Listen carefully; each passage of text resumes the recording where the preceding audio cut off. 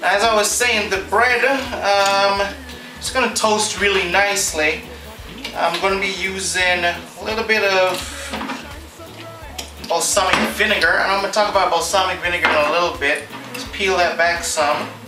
It's always nice to have a glass of wine, especially red wine, on occasions such as this. Get that poured. You know, and I love Pinot Noir. I like what it has to offer. It's not as aggressive as, say, a Merlot. So Pinot Noir really does a lot of justice. It smells good. It's very soft and has good length on the palate. Definitely recommend a Pinot Noir. Okay, so I'm gonna get cutting up my bread.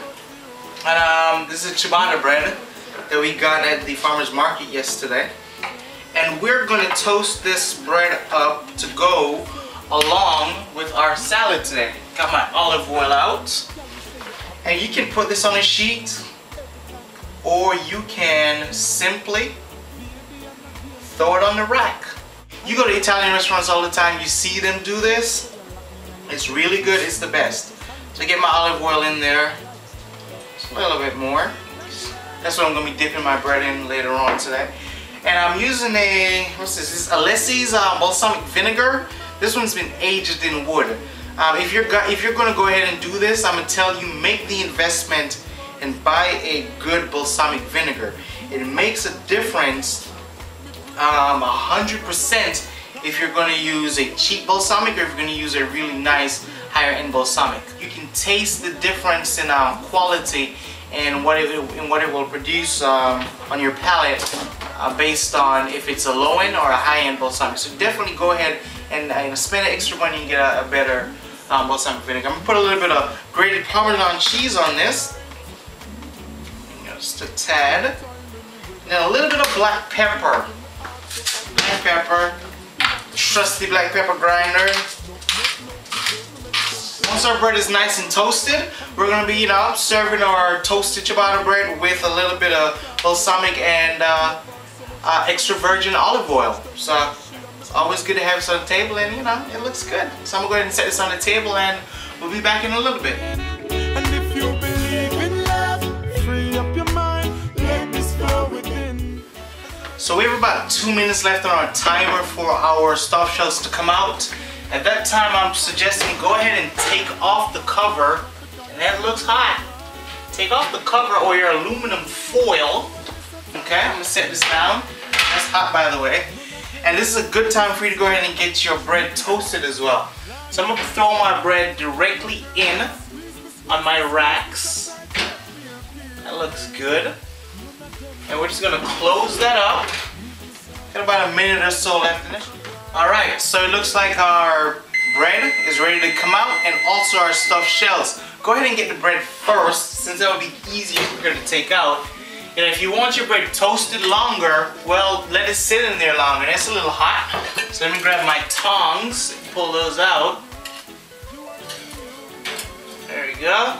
So we got 3 nicely toasted pieces of bread. I'm going to go ahead and set this down over here for a little bit. These look really good. I'm gonna set this down up top so you can see it, and you want to set this down so it can cool. Nicely melted. Let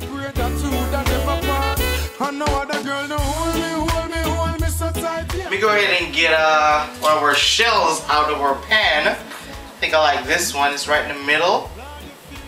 There we go. All of our cheeses have melted. And then they've formed since it's been sitting for such a while, for so long. Still nice and warm. We get a taste out of this one. See the steam just coming off of it. The consistency of my cheese looks good. I like that. Let's get a good hold on that one. Garlic, definitely there. Parsley, absolutely. Our spinach looks good as well. I'm just trying to get a second bite. Nice and soft. Sauce worked really well. Okay, so now that dinner is a distant memory, we want to do a quick dessert. But this is Edie's slow churn, rich and creamy vanilla ice cream. And I keep this in the freezer because, you know, I'm very calorie conscious, and I'm also have a huge sweet tooth, so it comes in handy. So I'm going to go ahead and show you one of my favorites. We want to go ahead and scoop out. I'm going to eyeball a half cup, a little bit more in. Okay, that should be good. Pop-Tarts. These are apple strudel Pop-Tarts. What I'm going to do is you pretty much get 200 calories if you eat both Pop-Tarts. But I'm only having half a Pop-Tart today. So you can go ahead and break that off. And before I drop it in my ice cream, I'm going to microwave it for a quick 10 seconds. And this is a quick and easy one to go by. Just take half of your Pop-Tart and pop it in. I'm going to leave this over here. Might want to close the microwave. Set my ice cream off. And very simply, mash and mix. Just take your ice cream and turn it all in. There we go. Ah, looks delish. I can't wait to dig in. Let me grab one of my strawberries. This one looks good. You just want to set your strawberry down on the side. And we're not done. Grab chocolate syrup. Now this is light chocolate syrup. So I'm looking at about 45 calories per 2 tablespoon serving. I'm going to eyeball this and get it on here pretty much. But what you want to do is you just want to go ahead and lightly cover with some chocolate syrup. And that will do it.